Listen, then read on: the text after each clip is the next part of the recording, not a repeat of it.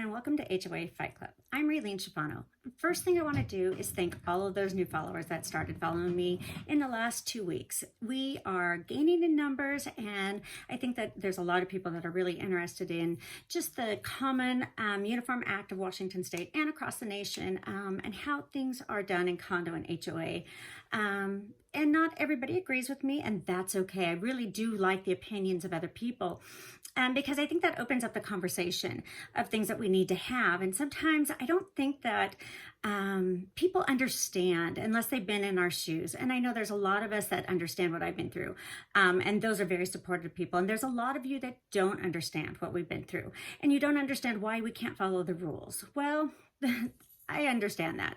Rules are rules, but a lot of people don't know anything about HOA or condo associations prior to purchase. So the education that we need to put out there is really necessary. And it's not something that you should take lightly, because it is your property. It's the biggest investment of your life.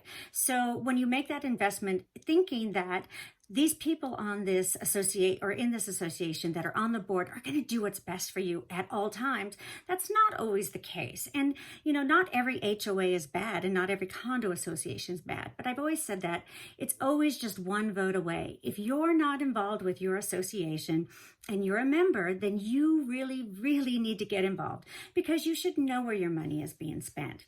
Today, I kind of really want to talk about property managers. I had a discussion with a property manager on my in one of the groups this weekend, and he called me a tenant or tenants. There is a difference in Washington, I know, and other states, of tenants and owners. I actually looked up the laws. So I went through and looked up the meaning of tenant in Washington State, because I think if you're a property manager, you should know the difference between what a tenant is and what an owner is. So I looked up what a tenant is. And in a tenant, well, let's go with the owner first. So the owner is one person or more than one person that is jointly or severally that is vested in the property. That means that person owns that property. They shouldn't have to beg for things about the property. They should control that property. They should be the one that is, if they're renting it out, then they want the property managers to help them with their rental units. But an owner is not a tenant.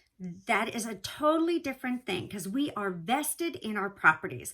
So that to me that's kind of a slap in the face to a homeowner that is being called a tenant. We have to fill out tenant registration forms and things like that. We should be filling out owner registration forms, because that's what we are. We own our properties.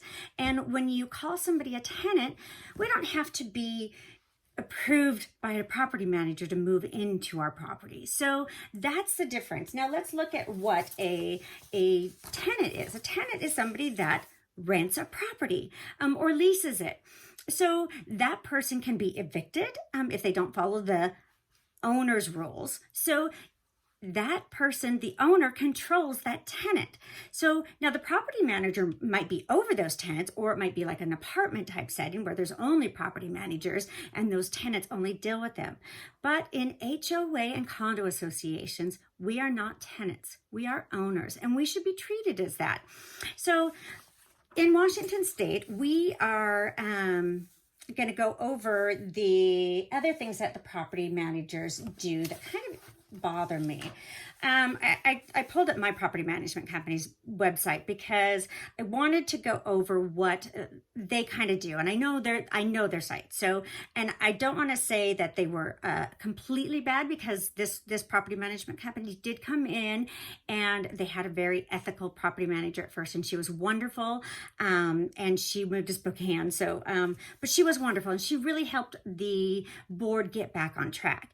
But when I went through that property manager's website, I found one part that says something that they do for the board is they coordinate meetings, they attend the regular scheduled meetings, and then they make Trestles the Depot boardroom available for board meetings. Well, how are we going to fit the entire 130 homeowners into Trestles board meeting room? That kind of confused me, because all meetings in Washington State have to be open to the homeowners. So property managers can't have little private meetings with the board meetings or with the board. So, and I know that there's a lot of boards that have a lot of private meetings. In Washington State, under 6490, the management company has to give notice of all board meetings. They have to give you an agenda for all board meetings prior to those board meetings so that you can attend. And they cannot keep you out of board meetings. Now, I'm going to show you a video. I'm going to let you listen to a video of a property manager who tried to keep me out of a board meeting, which is so wrong. We have, especially if the board meetings are being held on the property, which they should be, or in an area right by the property, all homeowners have the right to attend. Well, I went to go into the board meeting, and they stopped me and they said, well, the attorneys a couple years ago told you couldn't do it. You couldn't come in. And the board doesn't want you here because you filed a lawsuit. Well, that's because they didn't do what they were supposed to do. So, but they can't keep you out of those meetings. They can't keep you off the board. I was told once by a property manager that because I did file the lawsuit that I couldn't run for the board. That is false information. You can run for the board. Now, is it going to be comfortable on the board and are things going to work right? I don't know. I would have probably felt uncomfortable, but on the other hand, maybe that would have stopped the lawsuit. Maybe me getting on the board would have opened the board's eyes to who I really am, because I know one of them knew me, but the rest didn't really know me at all. So they were just judging from, because they were the new board, judging from past board members of what they had to say.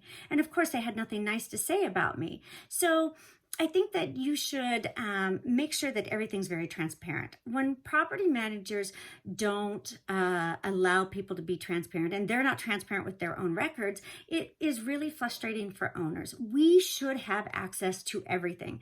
You should be able to make an appointment with your property manager, go up to their office, sit in a boardroom, because they do have a boardroom, and you can go in and go through all of the documents of the HOA that is there.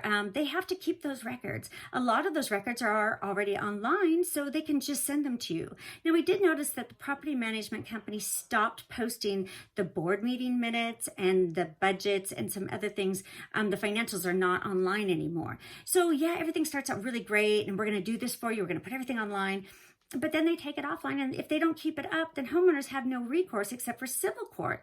Well, if we had to go to civil court for every time that the board allowed the property manager not to do their job, we would be in civil court all the time, and nobody can afford civil court, not even the association. And why the association would want to go to civil court so the homeowners to fight the homeowners from keeping them to see those documents is really kind of scary to me, because I think that if you have a board that's not wanting to be transparent and a property manager that doesn't want to show you everything, you need to question everything very, very seriously at that point, because the only reason to hide something is if you have something to hide.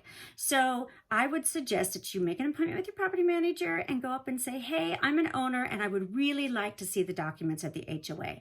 You can take pictures of everything, and then you have your own records of everything. You can go up and have the property manager open the bank statements so that you can see what the actual amounts are, because I know we see those spreadsheets, but I'm not sure that those spreadsheets are correct. So I would like to see those actual numbers, not just in a property manager spreadsheets.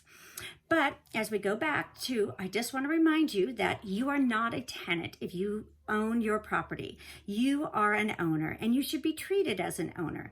And I would suggest that if your property manager is treating you as a tenant, you need to remind them what the Washington state laws are.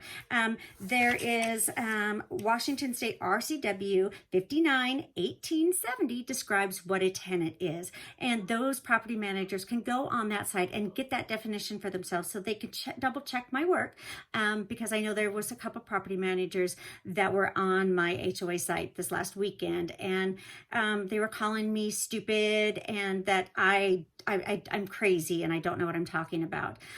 When an association can limit your rights, that is frustrating, and you don't have your constitutional rights. So we want to make sure that we fight those things, because these are not governments. And we've also discussed that this weekend, that these associations are not governments. They are corporations under the law.